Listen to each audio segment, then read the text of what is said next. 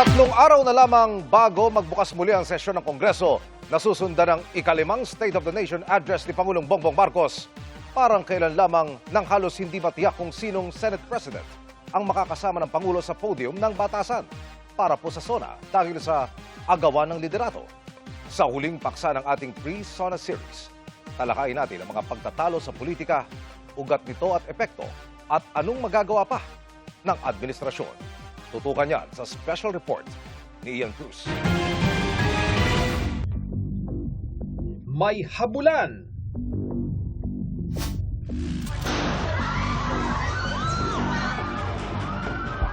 Putukan. Iyakan. Walang di isa sa inyong nangamusta sa amin. Kantahan. Our country free. At mala Game of Thrones na rigodon sa liderato.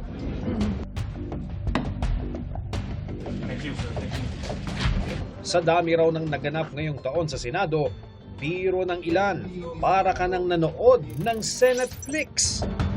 Pumasok ang taon na si Senador Tito Soto ang Senate President. Pero pagsapit ng Mayo, biglang sumulpot sa Senado si Senador Ronald Bato de la Rosa na ilang buwan nang nagtatago sa gitna ng arrest warrant na inisyu ng International Criminal Court. This is the Senate. Ang pagdating ni Bato, naging susi para makuha ni Senador Alan Peter Cayetano ang Senate presidency. There are now at least 13 members of the Senate who wish to have a leadership change. Alan Peter Shram Cayetano. Hindi ko kayo sinisisi kung sinasabi niyo sa news na ang pagpalit ng leadership ay tungkol sa impeachment, hindi po. Pero 2 araw lang makalipas ng palit liderato, nagimbal ang buong bayan sa sunod na nangyari.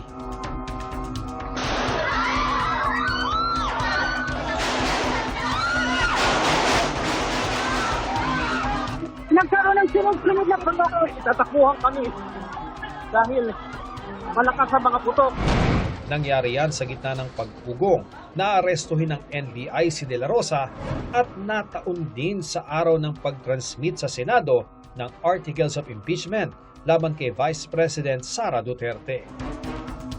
The Senate is under attack. Was under attack. Kasunod nito, si De La Rosa umalis sa Senado sa tulong ni Senador Robin Padilla.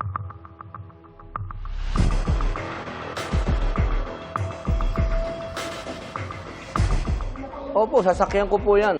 Pero ilang linggo lang matapos ang putukan, muling nabawasan ang hanay ni Cayetano. Hindi ako matitinag sa anumang panggigipit, pananakot, political maneuvering. Nang ipag-utos ng Sandigan Bayan ang pag-aresto kay Senador Jingoy Estrada sa kasong plunder kaugnay sa kanya umunong pagtanggap ng kickbacks sa flood control scandal. Naging mitya ito ng muling pagpapalit ng liderato ng Senado nang si Senador Cheese Escudero umanib sa panig ni na Senador Win Gatchalian na naihalal bilang acting Senate President. Pero dahil sa kwestiyon sa quorum, hindi kinilala ng grupo ni Cayetano ang liderato ni Gatchalian at ilang araw ding naging tanong, sino ba ang may kontrol sa Senado? Because ayaw nila pumayag, 2 Senado natin ngayon. There's only one Senate, the Senate of the Philippines. Sa gitna ng bangayan ng 2 panig, may mga nabimbing batas. Dahilan para magpatawag ng special session si Pangulong Marcos. At sa pagbubukas ng special session, bumulaga ang paglipat bakod naman ni Senador Joel Villanueva sa panig ni Gatchalian. Dahilan para formal siyang mailuklok bilang Senate President. Senator Sherwin Gatchalian is declared Senate President of the Republic of the Philippines. Tapos na ang deadlock, pero hindi ang tensyon. Lalo nang arestuhin din si Senador Rodante Marcoleta dahil sa mga tinanggap namang donasyon nung kongresista pa siya. Sa kabilayan ng pagtutol ng kanyang mga taga-suporta. Si Senator Escudero, I don't doubt him. Ang bangayan tumawid hanggang sa pagpili ng magiging presiding officer ng impeachment court. Mas matindi ang nakataya, lalo't ang nililitis na si Vice President Sara Duterte. Pero paano ba nauwi sa ganito ang administrasyong tumakbo sa plataforma ng pagkakaisa? Ayon sa political analyst na si Professor Julio Tihanki, malaki ang epekto ng pagkalas ng bise sa administrasyon noong 2024 na lalong naramdaman sa 2025 midterm senatorial elections.